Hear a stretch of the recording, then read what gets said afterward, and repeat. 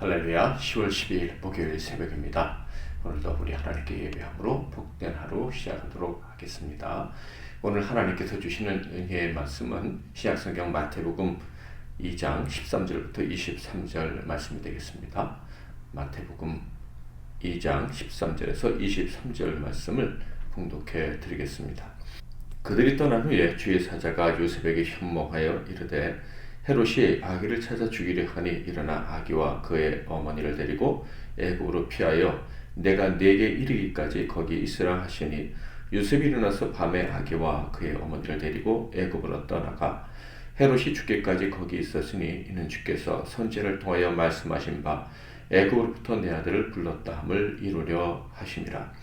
이에 헤롯이 박사들에게 속은 줄을 알고 심히 노하여 사람을 보내어 베들레헴과 그 모든 지경 안에 있는 사내 아이를 박사들에게 자세히 알아본 그때를 기준하여 2살부터 그 아래로 다 죽이니 이에 선지자 예레미야를 통하여 말씀하신 바 라마에서 슬퍼하며 크게 통하는 소리가 들리니 라헬이 그 자식을 위하여 애곡하는 것이라.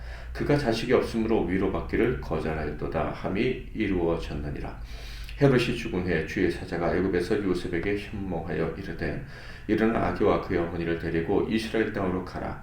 아기의 목숨을 찾던 자들이 죽었느니라 하시니 요셉이 일어나 아기와 그의 어머니를 데리고 이스라엘 땅으로 들어가니라.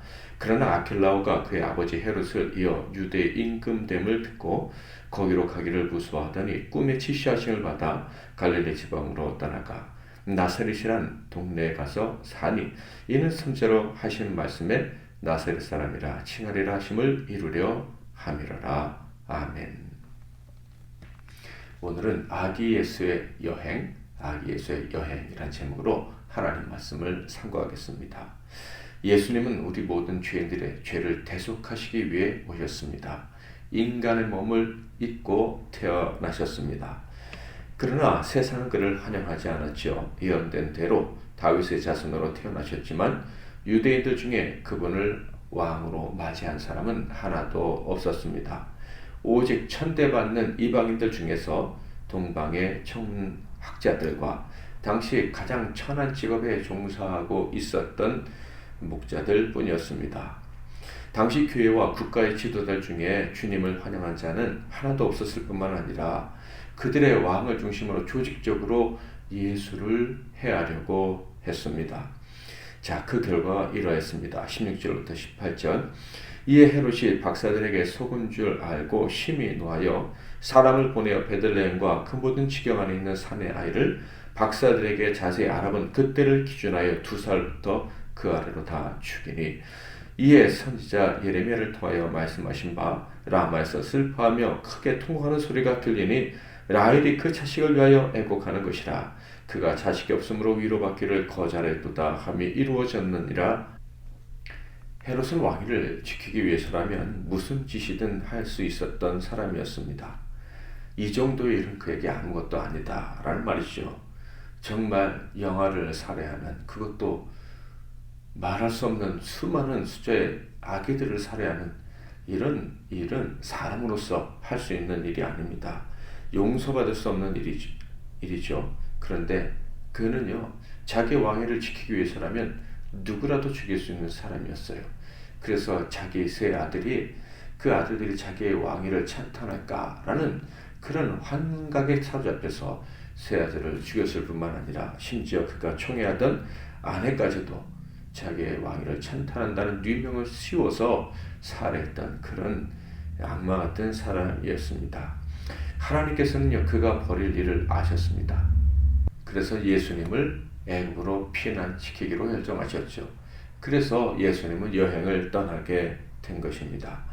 13절부터 15절에 보면 그들이 떠난 후에 주의 사자가 요셉에게 현몽하여 이르되 헤롯이 아기를 찾아 죽이려 하니 일어나 아기와 그의 어머니를 데리고 애굽으로 피하여 내가 내게 이르기까지 거기 있으라 하시니 요셉이 일어나서 밤에 아기와 그의 어머니를 데리고 애굽으로 떠나가 헤롯이 죽기까지 거기 있었으니 이는 주께서 선지자를 통하여 말씀하신 바 애굽으로부터 내 아들을 불렀다 함을 이루려 하심이라. 하나님께서 요셉에게 나타나셔서 꿈에 그가 가야 될 길을 인도해 주셨던 것입니다. 여기서 우리는 예수님이 왜 아기 때부터 이렇게 힘든 여행을 하셔야 했는지 생각해 볼 필요가 있습니다. 표면적인 이유는 헤롯의 박해를 피하기 위함이었죠.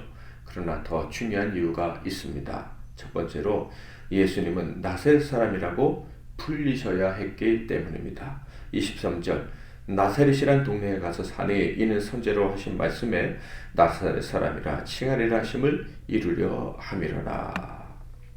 아시다시피 예수님은 겸손한 분이셨습니다. 멸시받고 천대받는 삶을 사셨다라는 거예요.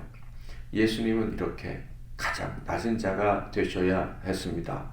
그래서 십자가에 돌아가시기 전에도 사랑하는 제자들에게도 배신을 당하셨고 또 예루살렘에 입성하실 때도 나귀를 타고 입성을 하셨습니다. 이사야와 또 많은 선지자들은 예수님은 멸시받을 것이라고 하셨는데 이사야는 특히 그는 멸시를 받았다. 사람들에게 여김을 받지 못했다라고 53장에 예언했다는 것은 잘 아실 거예요. 나사렛이란 이 지역 자체가 이스라엘 사람들이 멸시한 곳이고 거기에는 선한 것, 즉 메시아가 나올 수 없다라고 생각하는 그런 자리 동네였습니다.